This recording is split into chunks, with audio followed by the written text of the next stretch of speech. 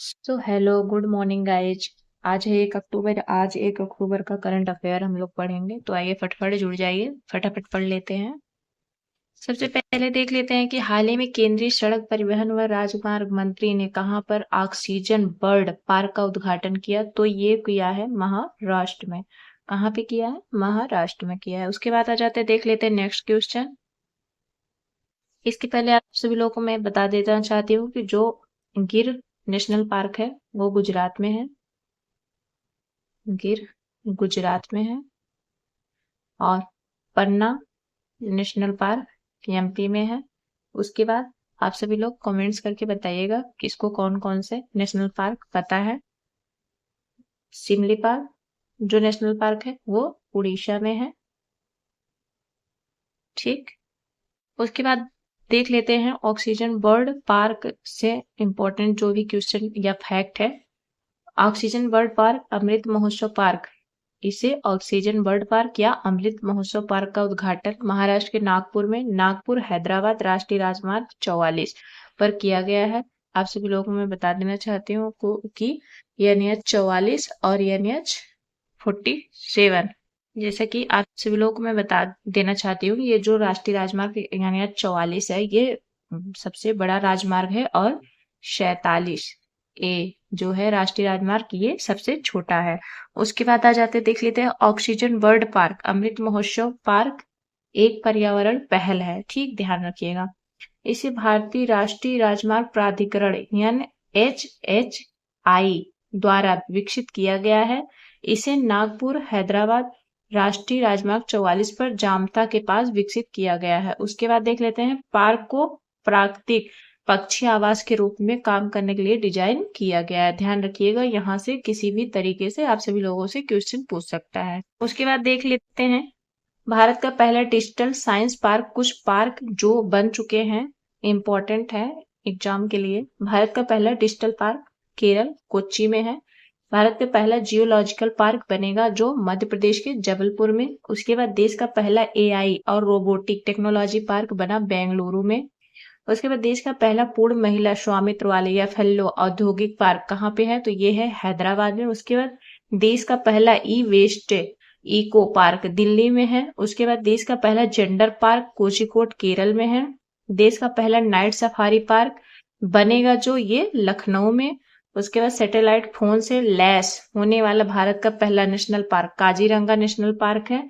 उसके बाद भारत का पहला रक्षा औद्योगिक पार्क बनेगा जो वो केरल में। उसके बाद भारत के पहले वैदिक थीम पार्क बना उत्तर प्रदेश, नाम वेद वन पार्क। ध्यान रखिएगा आप सभी लोग।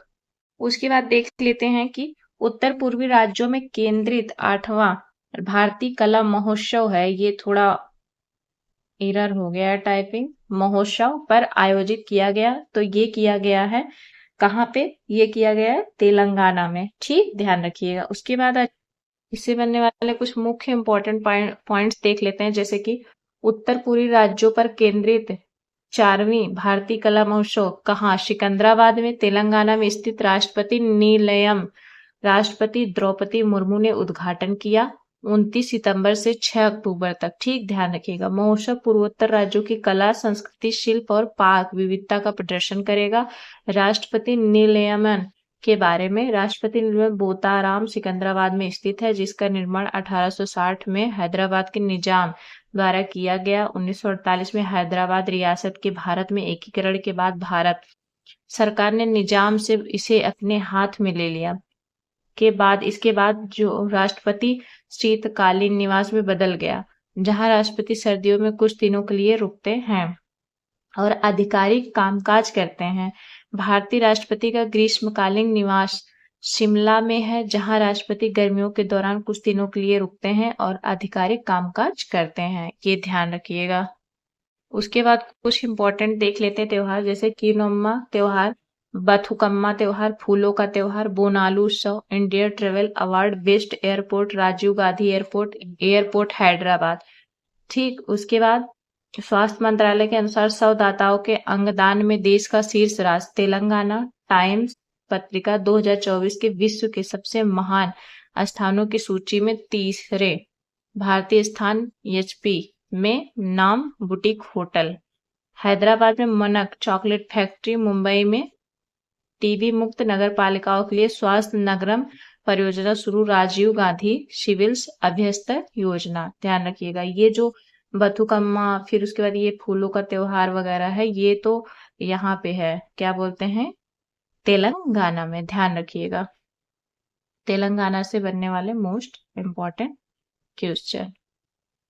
उसके बाद कुछ मुख्य राइटर्स और बुक और उनके राइटर्स के नाम है, जैसे कि परिमल नाथवानी, ये लिखे हैं कॉल ऑफ द गिर। सुदीपत्ता संगुप्ता, ये ब्रेकिंग रॉक्स एंड बैरियर्स। उसके बाद आर बाला सुब्रमण्य, ये power within the landscape legacy of Narendra Modi. उसके बाद पीयूष पांडे का है Manoj Bajpayee, the definite biography. उसके बाद है team workers, the person of Bhopal. उसके बाद है आर अश्विन का I have the stressed a कुर्ती क्रिकेट स्टोरी। उसके बाद अल्पना किल्लावाला का है a fly on the RBI wall.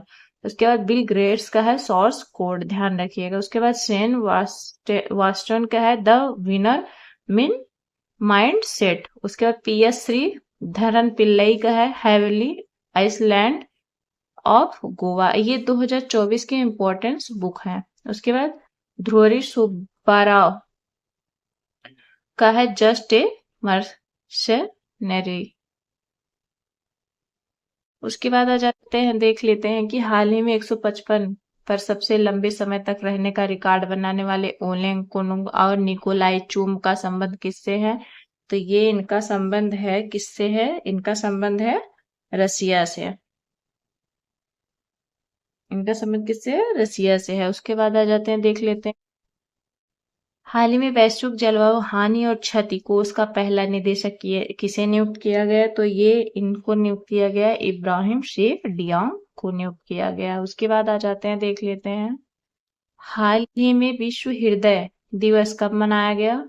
तो ये कब मनाया गया है, आप सभी लोग को बता देती हूँ कि ये 29 सितंबर को हृदय दिवस मनाया गया। उसके बाद 16 को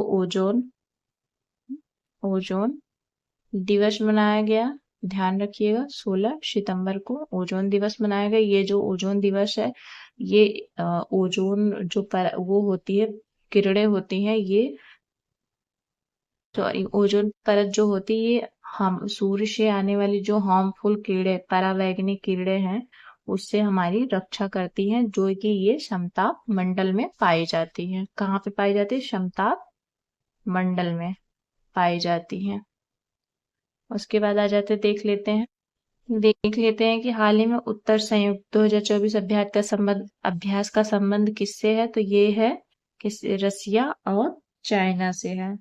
उसके बाद आ जाते हैं, देख लेते हैं कुछ युद्ध अभ्यास जो कि भारत और किसके बीच भी होता है? तो ये ऑस्ट्रेलिया और भारत के बीच होता है।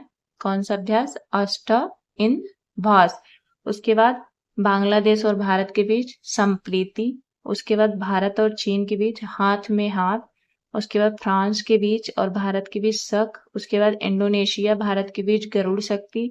उसके बाद कजाकिस्तान और भारत के बीच प्रबल मित्र। उसके बाद भारत और किर्गिस्तान के बीच खंजर। उसके बाद आ जाते हैं, देख लेते हैं, उसके बाद देख लेते हैं कि श्रीलंका और भारत के बीच मित्र शक्ति और श्रीलंका और भारत के बीच, यहाँ पे श्रीलंका और भारत के बीच मैत्री।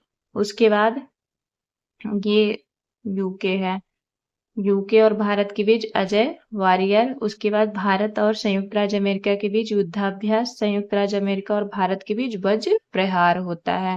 उसके बाद आ जाते, देख लेते हैं, फटाफट हम लोग रिवाइज कर लेते हैं पिछला करंट अफेयर।